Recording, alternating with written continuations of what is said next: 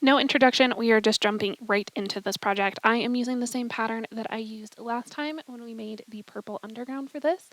And we're just going to adjust the gore placement to make this a looser fitting gown, or at least that's the plan. I got almost everything for this blue dress cut out, except for the gores, because I cut out the sleeves and they're big and they're glorious and they're wonderful, and I didn't have enough fabric, and my local giants didn't have anything. So when I went to go visit friends, I scoured, and I found it. Ta-da! I found it! So I need to get this in the wash so that way I can get it cut up and we can continue on the project. But I also did get the linen from Fabric Mart that I was waiting for. And so I think during my lunch break, which is right now, I am going to get the linen cut so we can just keep moving forward. That is the plan. That's where we're going, what we're doing. Moving on. I was very much concerned with how wobbly the linen was going to be, so we're going to consider this more of a rough cut, and you'll see how I kind of like refine it later, kind of. I did a horrible job filming. Okay, so like, I'm not even gonna lie to you guys, I fully intended to actually start sewing. You can tell I'm exhausted, but I do need to put a little bit of work in today so that way tomorrow will be less stressful. Are you in here? Did you crawl under the table? You want to come and say hi? Oh, I know. You want to say hi to all my people? Yeah. What would you like to say to them? That you're cute and adorable and that you just purr and purr and purr? Maybe I shouldn't have picked him up. I need to get to work. Okay, so what I really want to do that I don't know if I'm going to be able to pull off essentially is to put kind of a wavy line on the bottom of the sleeves. Just for some like visual interest, and so it's not like sleeve, because like this is made out of flannel, it's gonna be really heavy, and I feel like I need some visual something to it. At least that's what I'm thinking. What am I stepping on? Pen. But I'm worried that I'm not going to be able to pull this out effectively just because of the general shape of the sleeve.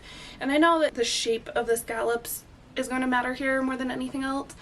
So maybe I will play with that a little bit. So is this line a little dramatic? Yes. Do I love it? Also a little yeah. I think I'm going to copy this on the bottom sleeve, and we're just gonna trim stuff to match. It's kind of what I'm feeling. This is gonna be, with this wobbly linen, this is gonna be so annoying to sew, but that's fine. What do you think, Wingnut? Can we do it? He's exploring. Oh no, no, no, no. I've never had a cat before. At least not since I've been an adult. He was sniffing a needle that I left in the arm of the couch. Lesson learned. He's already a medical foster, so like I can't make him worse. Like that's kind of my worst fear right now.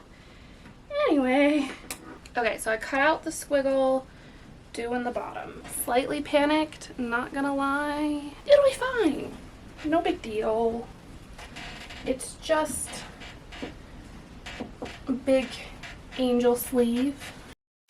So the process for this really is quite simple. I used this basket thing kind of as a stencil, and because of the way that the wires were, I was able to like consistently make sure I was drawing the same level of curve. The trick really came in when I wanted to make sure that everything lined up correctly, and so trying to make sure that I measured everything with a 1/2 inch seam allowance, so just be perfect and wonderful and like work. I am still amazed that it worked as well as it did. It had absolutely no break. But then I sewed just the squiggle. You can see that I didn't cut the linen to match, and that's because I didn't want to fight it. I wanted this to be perfect with the least amount of headache. And then I moved on to sewing the actual dress. In true Marty hyper focus, forget to film fashion, I have a lot to update you on the blue overdress, but I also found the remainder of the purple fabric, so that way I can add some more fabric into the back of the undergown. And so I am going to be doing my best to get the purple dress completely finished and the overgown completely finished, and then find all of those accessories because I'm going to an event this weekend and I want to be warm and I want to be pretty, and this outfit is going to allow me to do both. Can we also just acknowledge that I completely tore this room apart in order to try to find that purple fabric? Okay, so we are going to ignore the cat meowing at my door. I quickly realized that he is a troublemaker, and so he's not allowed in here anymore because I've got some rather expensive equipment that I play with regularly. And anyway, moving on. Point. The blue dress, I ended up getting all of the seams put together and the sleeves put together, and I actually took it to an event with me last weekend and got everything hemmed. So all I need to do is set the sleeves into the dress, and I did one of them last night, and then I realized I'm supposed to be filming this and stopped. Can we like talk about how glorious these sleeves are? While I am pinning the sleeve into the arm's eye, I thought we would talk a little bit about the fit of this dress because I made kind of a hilarious mistake. Let me get this started and then we'll talk. And I took pictures, so I'll throw stuff up. I need to center these and then we'll be ready to go. The mistake that I made was that I didn't entirely measure the gores when I cut them, with the intention of like, oh, if the gores are a little long, then I'll just rip them out, change the angle, keep the width, like general information like that. But what ended up resulting in this was that, and it's glorious, the front gore ended up being like an inch underneath the front neckline, which if I was going for like a super loose gown with no fit definition, absolutely perfect. That would have been exactly what I was looking for. But I plan on belting this with this belt actually, and I don't want excess volume at my waist. Like, I understand that there's going to be some, but I don't want crazy amounts of volume. I had to take it apart and move the gore down about 6 inches, I think is what I ended up doing. And you can see the side by side, the fit is like worlds of difference, and I'm actually really happy with it. I can slip this on and off over my head. There are little fit issues around the neckline, but I think those will be solved when I'm wearing like the supportive underlayer and everything is sitting where it's supposed to be. The bust sits a little bit higher in self-supported girdles than in like sports bras or like modern contraptions for containage. That was my fitting adventure.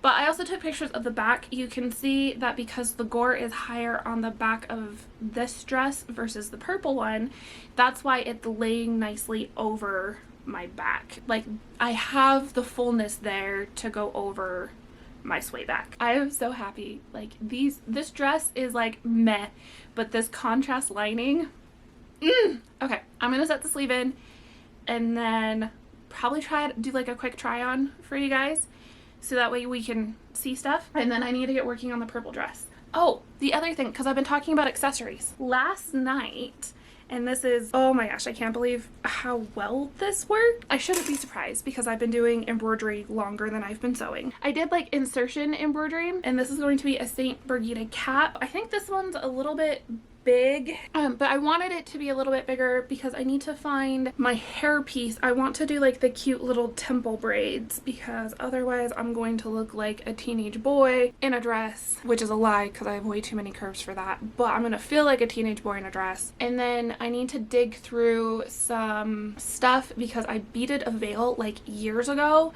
and I think it would be so cute to like have my dress and then the Birgitta cap and then my beaded veil on top of that. The weather is also expected to be cold and rainy, and fighting is outside and I like to watch the fighting, so got all of that going on. Okay, so I'm going to need to do a little bit of fussing when it comes to putting everything on. This kind of gives you an idea. You can't see the length, but it is like fully puddled, so I'm gonna need to like watch that when I'm at the event. Look how beautiful this fits. Okay, where's the belt? Okay, so because it's like looser in the waist, but it's not like voluminous in the waist, I shouldn't have a problem putting the belt on. Yeah, There we go. And that'll just help everything kind of sit where it needs to. Look at these sleeves!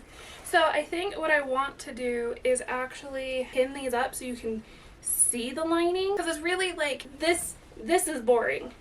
This is what I envisioned. Like this pink next to the purple and the blue and all of it. Okay, I am like overheating and I need to take pictures to send to my people. Do that real quick and then I'll take this off. I'm so excited to get like pictures of all of it put together too. Okay, so this pop of color, the contrasting linen, I feel like without it this project would be so boring. I also love the peak of the purple here and on the sleeves. I mean, eventually we're gonna get buttons, which are gonna be a fantastic little detail.